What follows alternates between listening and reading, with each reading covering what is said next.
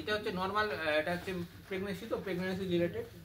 এবার না, আরেকটা যেটা শার্ট হচ্ছে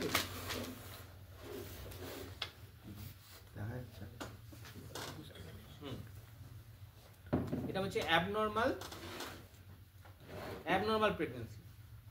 তো যদি প্রেগনেন্সি ইউট্রাসে আসে তাকে আমরা কি বলি? Normal pregnancy. আর ইউট্রাসের বাইরে যদি আসে তাকে কি বলি? একটোপিক। একটোপিককে আমরা একটোপিক, তো অ্যাবনর্মালকে একটোপিক বলি, তাহলে নর্মালকে আমরা কি বলবো? ইন্ট্রাইউটেরাইন। আর একটা নাম একটোপিকের অপোজিট কি হবে যদি বলতে হয় অ্যাকচুয়ালি মেডিকেল টার্মে? হ্যাঁ, একটোপিকের অপোজিট যদি আমরা নর্মাল টার্মে বলতে চাই তাহলে আমরা বলতে হবে ইউটোপিক। ইউটোপিক মানে normal pregnancy is a eutopic pregnancy, not ectopic. তো ইউট্রাসের বাইরে যেখানেই থাকুক না কেন তাকে আমরা বলবো একটোপিক। এবার ইউট্রাসের বাইরে একটোপিক তো ঠিক আছে, কিন্তু ইউট্রাসের মধ্যে থাকাকালীনও একটোপিক হয়। যদি ইউট্রাসের এমন জায়গায় থাকে যে জায়গাটা আমরা নর্মাল প্রেগনেন্সি হিসাবে ভাববো না, তাকে অ্যাবনর্মাল ভাববো, তাকে ওটাকেও আমরা একটোপিকই বলবো। যেমন কি কি? যেমন কর্নুয়াল প্রেগনেন্সি, কর্নুয়াল প্রেগনেন্সি চলে এসছে, কিংবা স্কার প্রেগনেন্সি, আগের স্কারে প্রেগনেন্সি চলে এসছে। It's a eutopic but it's a part of ectopic pregnancy. মানে অ্যাকচুয়ালি ওটা কিন্তু ইউট্রাসের ইন্ট্রাইউটেরাইন ঠিক জায়গায় নেই, আইদার কর্নুয়াল হতে পারে বা স্কারে চলে আসতে পারে প্রেগনেন্সি। তো এবার আমাদের এই স্যাম্পলটা যদি থাকে, এই স্যাম্পলটা, তো তোরা বলবি এরকম ভাবে, ইটস এ ফরমালিন প্রিজার্ভ। মানে কি কি দেখতে পাচ্ছ সেটাই তোমরা বলবে। এখানে এসে formalin preserve specimen of Fallopian tube, fallopian tube, ovary, and having a elevation over the lateral part of the tube. Most probably it is a case of unruptured ectopic pregnancy.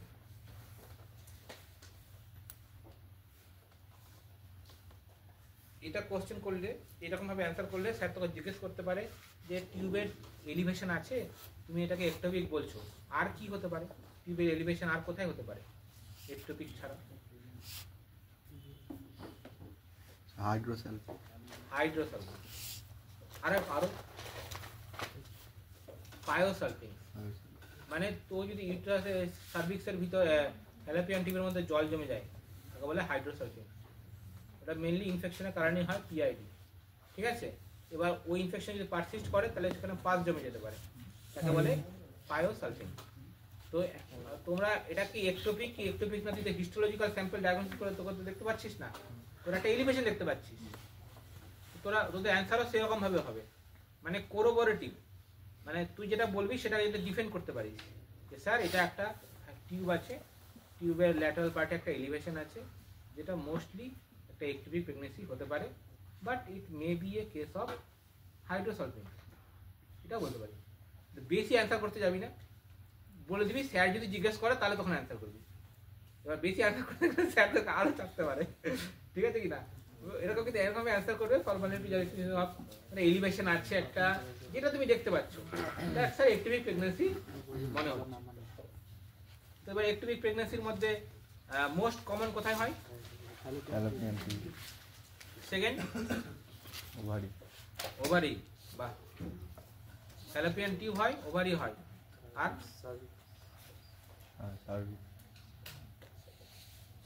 Abdominal হয়। আমি পেয়েছি abdominal pregnancy. Tubal বলছে 95 to 97%, ovarian হচ্ছে 5 to 2%, 0.5 to 2। আর তারপরে হচ্ছে গিয়ে cervical হয়, abdominal হয়, ইন্টেস্টিনাল হয়, ঠিক আছে। আর ये স্কার সিজারিয়ান স্কার সাইড প্রেগন্যান্সি less than 1%, ঠিক আছে। তো এবার স্যার কোশ্চেন করতে পারে ম্যানেজ কীরকম ভাবে করবে, করতে পারে। হঠাৎ করে যদি বলে যে একটু জিনিস বলো কীরকম ম্যানেজ করবে, হঠাৎ করে বলে দাও কী অপারেশন করেছে, এটা বলতে পারে এটা কী অপারেশন করেছে। তোমরা কি বলবে? হ্যাঁ, স্যালপিঙ্গো উপরেক্টমি। তো এটা বলবে ল্যাপ্রোটমি, ল্যাপ্রোটমি ফলোড বাই স্যালপিঙ্গো উপরেক্টমি। ঠিক আছে, এবার আজকের দিনে আবার ফের ল্যাপ্রোটমি না করে অনেক সময় ল্যাপ্রোস্কোপিও হয়, ল্যাপ্রোস্কোপিক স্যালপিঙ্গো উপরেক্টমি হয়, বা ল্যাপারোটমি ফলোড বাই স্যালপিঙ্গো উপরেক্টমি। এবার আমরা কি করি জেনারেলি, দেখা হলো যে একটিভিক প্রেগনেন্সি আছে, না কর্পাস লিউটিয়াস সিস্ট স্ট্রাকচার আছে, না ওটা তার বায়োসালপিনস আছে, না টিউবো ওভারিয়ান অ্যাবসেস আছে, না টিউবো ওভারিয়ান মাস আছে। আমরা তো ওটা হয়তো ছবি করে বললো যে টিউবো ওভারিয়ান একটা অ্যাবসেস আছে, তুই সাসপেক্ট করছিস যে ওটা একটোপিক হতে পারে, অ্যাকিউট একটোপিক হতে পারে, ক্রনিক একটোপিক হতে পারে, কর্পাস লিউটিয়াস সিস্ট স্ট্রাকচার করলে অনেক ব্লাড হয় হতে পারে, টিউবো ওভারিয়ান অ্যাবসেস হতে পারে, অনেক কিছু হতে পারে।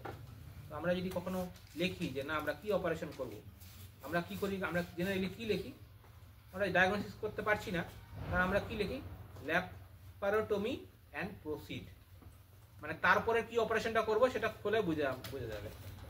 অনেক সময় ল্যাপ্রোস্কোপি অ্যান্ড প্রসিড, প্রসিড মানে তুই যে কোনো যেটা ডায়াগনোসিস হবে সেই অনুযায়ী আমরা অপারেশন করবো, বুঝলি? অনেক সময় দেখবি ডাক্তার বলে লেখে ওটা laparoscopy and proceed, laparotomy and proceed আমরা লিখি। ঠিক আছে, তো যাই হোক এইটা জিনিসটা একটু বললাম। তো এবার তোমাকে জিজ্ঞেস করতে পারে যে একটিভিক প্রেগনেন্সির কি কি সিমটম হয়, জানিসই তোরা কি কি হয়। কার্ডিনাল সিমটম তিনটে হয়, কি পিরিয়ড অফ অ্যামনেরিয়া থাকবে, পেন অ্যাবডোমেন থাকবে, আর lower abdomen pain, period of amenorrhea and bleeding PV. ঠিক আছে, কার্ডিনাল সিমটম থাকবে। তো জিজ্ঞেস করতে পারে যে তুমি সাথে সাথে কি স্যালপিঙ্গো উপরেক্টমি করে দিবে, বলছে না আমরা আগে resuscitation followed by operation, resuscitation দেওয়ার সাথে সাথে করবো, এটা খুব জিজ্ঞেস করে। আর আরো কি কি করা যেতে পারে, স্যালপিঙ্গোস্টমি করা যেতে পারে, শুধু অতটুকু বের করে নেওয়া যেতে পারে, বা মেডিকেল ম্যানেজমেন্ট কি করা যেতে পারে, জানো তুমি সিরিয়াল ম্যানেজমেন্ট করতে হয়, সিজি দেখে মিথোটিকের ইনজেকশন দিয়ে একটা ম্যানেজমেন্ট প্রোটোকল আছে, ওটা দেখে ওটা একটু জেনে নিবে। ঠিক আছে, তো যাই হোক তাহলে প্রথমে প্লাসেন্টা হলো, সেকেন্ড হলো ইউটেরাস, থার্ড হলো একটোপিক। এবার অ্যাবনর্মাল প্রেগনেন্সির মধ্যে আরেকটা পড়ে, সেটা হচ্ছে কি মোলার প্রেগনেন্সি, যেটা খুব আমাদের ইম্পর্টেন্ট, সব স্যাররা কোশ্চেন করে। এখানে মোলার